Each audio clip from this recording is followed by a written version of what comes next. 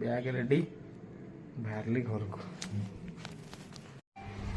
ତ ଆପଣମାନେ ଦେଖିପାରୁଥିବେ ଗାଡ଼ି ବି ରେଡ଼ି ଅଛି ଘରକୁ ଯିବାକୁ ପୁରା ଓକେ। ତ ଗାଡ଼ି ଆମେ ପାର୍କିଂରୁ ହଟେଇ ଦେଇକି ଷ୍ଟାର୍ଟ ମାରିଦେବା।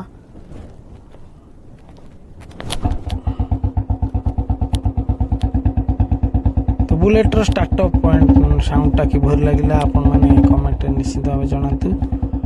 ତ ଆମେ ଏବେ ବାହାରି ଯିବା ଗାଁକୁ। ତ ଏବେ ମୁଁ କ୍ୟାମ୍ପସରୁ ବାହାରି ଯାଇଛି। ଇଏ ହେଉଛି ଆମର କିସ୍ କ୍ୟାମ୍ପସ୍।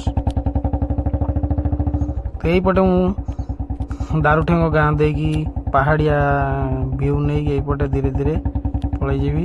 ଦେହଟା ବି ଟିକେ ଖରାପ ଅଛି ତ ଏଇପଟେ ଧୀରେ ଧୀରେ ପଳେଇଯିବା।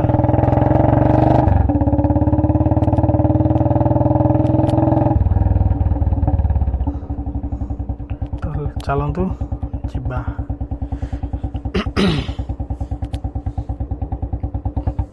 ତ ଇଏ ଗୋଟେ ଅଛି ଆମର ଅଳସୁଆ ବଜାର, ଛୋଟ ବଜାରଟେ। ପ୍ରାୟ ପୁରା ଫାଙ୍କା ରହିଛି କାହିଁକିନା ଏଇଟା ଖରାବେଳ ପୁରା ଫାଙ୍କା ରହିଛି ବଜାର।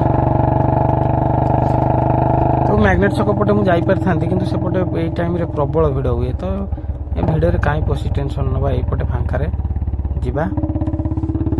ତା ସହିତ ଜଙ୍ଗଲ କିଛି ଜଙ୍ଗଲ ପାହାଡ଼ର ଭିଉ ନେଇକି ଆରାମସେ ନେଇ କଥା ହେଇକା ଯିବା।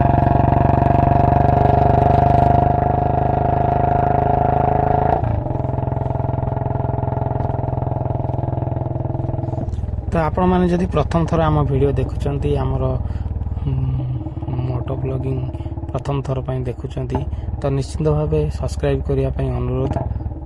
ଆଉ ଯଦି ଭିଡ଼ିଓ ଭଲ ଲାଗେ ତେବେ ଛୋଟ ଲାଇକ୍ଟେ ମାରିଦେବେ। ତ ଲେଟ୍ସ ଗୋ ଦେଖିବା ଚାଲନ୍ତୁ କେଉଁ ବାଟରେ ମୁଁ ଯାଉଛି। ଏଇପଟେ ଗୋଟେ ବହୁତ ସର୍ଟକଟ୍ ରୋଡ଼ ଅଛି ବୋଲି ବହୁତ ଲୋକ ଜାଣନ୍ତିନି। ତ ବହୁତ ଭିଡ଼ରେ ବସି ହଇରାଣ ହେଇଯାନ୍ତି। ତେଣୁ ଆମେ ଏଇପଟେ ପାସ୍ କରି ପଳାଉଛେ ଭିଡ଼। Okay let's go.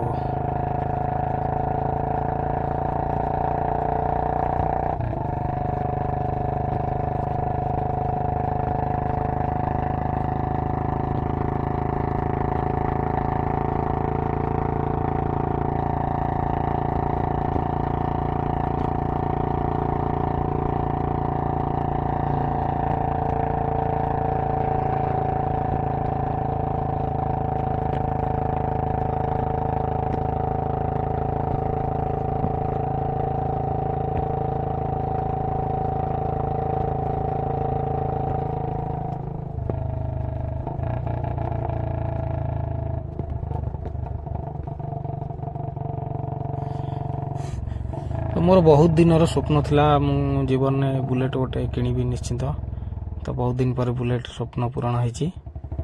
ତ ପ୍ରାୟ ସମସ୍ତଙ୍କର ଡ୍ରିମ୍ ଥାଏ, ଡ୍ରିମ୍ ବାଇକ୍ ସମସ୍ତଙ୍କର ବୁଲେଟ୍। ତ ମୁଁ ପ୍ରଥମ ଭାବିଲି ମୋ ଗୋଡ଼ ପାଇବନି, ତେଣୁକରି ମୁଁ ଆଣିଥିଲି ହଣ୍ଟର ପାଇଁ ବୁକ୍ କରିଥିଲି। ତ ମୁଁ ଯେତେବେଳେ ସୋରୁମ୍ରେ ହଣ୍ଟର ଦେଖିଲି ମୋର ପସନ୍ଦ ହେଲାନି, ତ କ୍ଲାସିକ୍ ନେବାକୁ ବାଧ୍ୟ ହେଲି। ତ ବୁଲେଟ୍ 350 ବି ତାର ମଡ଼େଲଟା ପଛ ଯେଉଁ ଚେଞ୍ଜ କରିଦେଇଛି ସେଇଟା ବି ଭଲ ଲାଗିଲାନି, ତ ମୁଁ କ୍ଲାସିକ୍ ନେଇଗଲି। ତ କେଉଁମାନଙ୍କର ବୁଲେଟ୍ ଡ୍ରିମ୍ ବାଇକ୍, କେଉଁମାନଙ୍କର ପସନ୍ଦ, ତ ନିଶ୍ଚିତ ଭାବେ ଆପଣମାନେ କମେଣ୍ଟରେ ଜଣାନ୍ତୁ। ତ ପୁଣି ଥରେ କହୁଛି ଆମ ଚ୍ୟାନେଲକୁ ଯଦି ନୂଆ ଆସିଛନ୍ତି ତାହେଲେ ସବସ୍କ୍ରାଇବ୍ ନିଶ୍ଚିତ ଭାବେ କରନ୍ତୁ। ଆଉ ଏମିତିକି ଚାଲୁ ଚାଲୁ ମୁଁ ବହୁତ ବାଟ ପଳେଇ ଆସିଲି, ଦାରୁଠେଙ୍ଗ ଗାଁ ପାଖାପାଖି ପହଞ୍ଚିଗଲିଣି। ଦେହଟା ଭଲ ନାହିଁ ବୋଲି ବେଶୀ ମୁଁ କଥା ବି ହେଇପାରୁନି।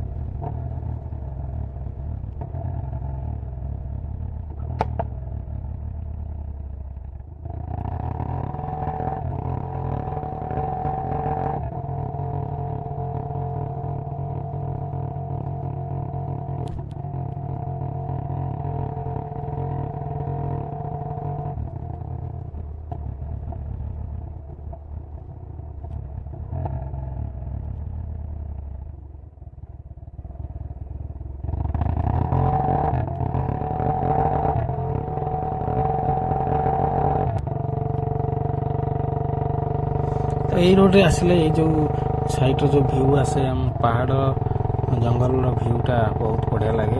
ଏଇଠି ଦେଖନ୍ତୁ କେତେ ସୁନ୍ଦର ଦେଖାଯାଉଛି। ଫାଇନାଲି ଆମେ ଆସିକି ପହଞ୍ଚିଗଲେ ଏପଟର ଆମର ଚନ୍ଦକା ମେନ୍ ରୋଡ଼ ପାଖାପାଖି ପହଞ୍ଚିଗଲେଣି।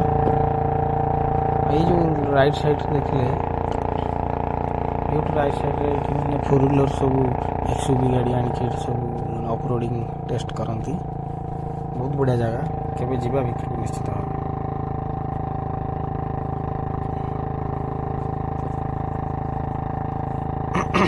ତ ଆଉ କିଛି ସମୟ ପରେ ଆମେ ପହଞ୍ଚିଯିବା ମେନ୍ ରୋଡ଼ରେ।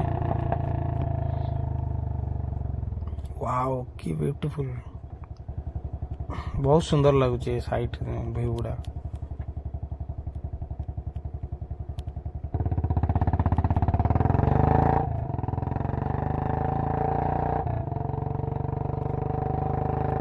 ତ ଫାଇନାଲି ଆମେ ପହଞ୍ଚିଗଲେ। ଏଇଠି ଅଛି ଆମର ଅଶୋକ ଲିଲ୍ୟାଣ୍ଡର ୱାର୍କସପ୍ ସର୍ଭିସ୍ ସେଣ୍ଟର। ତ ଏଇଠୁ ଆମେ ବାହାରିଯିବା ଚନ୍ଦକା ମେନ୍ ରୋଡ଼କୁ। ତ ମେନ୍ ରୋଡ଼ରେ ଗଲେ ଆହୁରି ଭ୍ୟୁ ନନ୍ଦନକାନନ ବ୍ୟାକ୍ ସାଇଡ଼୍। ତ ଭିଡ଼ିଓ ବହୁତ ଲମ୍ବା ହେଇଯିବ, ତେଣୁ ମୁଁ ଏ ପାର୍ଟ ଏଇଠି ରଖୁଛି। ତ ପୁଣି ଦେଖା ହେବ ନେକ୍ସଟ ପାର୍ଟରେ, ଯେଉଁଥିରେ କି ଆପଣମାନେ କଟକ ସହ ମହାନଦୀ ବ୍ରିଜ୍ ସହ ଶୋ ଦେଖିପାରିବେ ସବୁ।